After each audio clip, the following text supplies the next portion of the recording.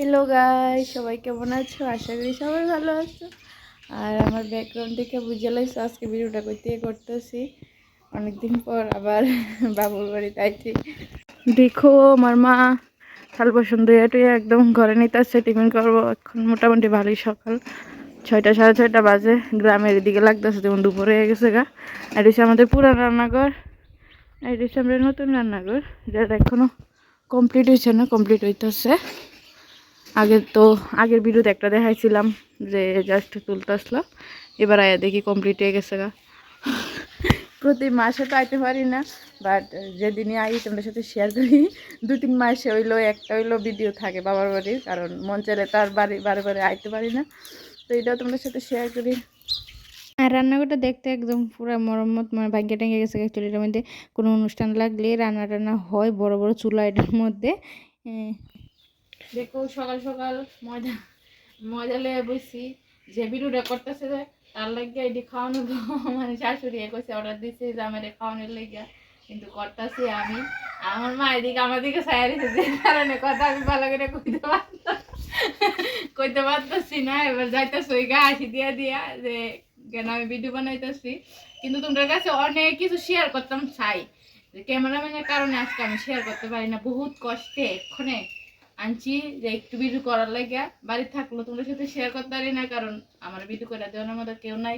আর সবাই জানো একলা তো ভিডিও একদম পসিবলই না শেয়ার করার মতো। আর আমি যতটুকু পারি তোমাদের সাথে শেয়ার করি, কিন্তু তোমাদের সাথে একটা সুখবরও শেয়ার করুন, অপেক্ষা থাকতো।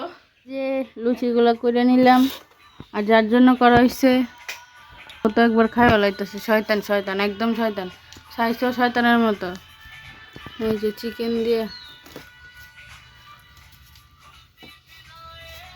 তো এইদিকে টিফিনের পর্ব শেষ করে আয়া পড়ছি মার সাথে খেতে, যে ছাগলে, যেহেতু আমার মা ছাগল পালে প্রায় সময় তোমরা দেখো ব্লগের মধ্যে। তো এদিকে এই সকালবেলা টিফিন শেষ করে মা ছাগলটি দিতে আসছে, আমিও আইলাম। আর এইদিকে আলুটি তোমরা দেখতেছো, এই আলুটি কিন্তু আগে ব্লগে তোমরা দেখাইছিলাম যে আলুগুলা আমরা খেতে হয়েছে। তো এটি বীজের লাগে রাখা হয়েছে, সামনে বছর এগুলা মানে ক্ষেতের মধ্যে আবার লাগাইব। তো এটি যাতে এতদিন সামনে বছর, মানে সামনে যখন লাগাইব সিজন আইব, এতদিন যাতে টিক্কা থাকে, মানে ভালো থাকে আলুগুলা।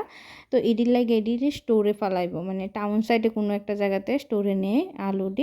তো এটি একটা একটা করে বস্তা বাবু আর বাই নিয়ে এখানে জমা করতেছে। তো গাড়ি আইব, গাড়ি আসার পর এটিরে লয়ে যাইব আর কি, স্টোরে লয়ে যাইব। তো এলে এটি ভালো থাকবো। আর সামনে যখন আলু আবার লাগাইব তখন এটি গেরাইলে লাগাইব। আর এদিকে আমার ভাই আর বর হঠাৎ করে প্ল্যান, তারা সাবরুম যাইব।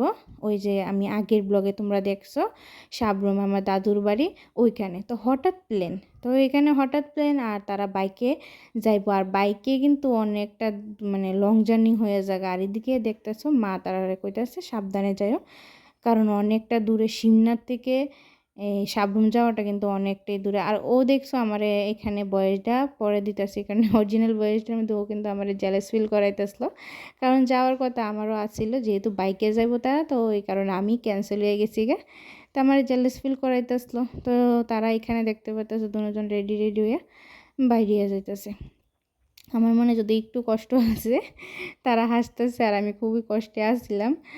তো মা ভালো করে কইছে সাবধানে যাইও, কারণ অনেকটাই দূরে। আর এদিকে সন্ধ্যা হয়ে গেছে গা, বাবু বাড়িতে নাই, ভাই বাড়িতে তো নাই।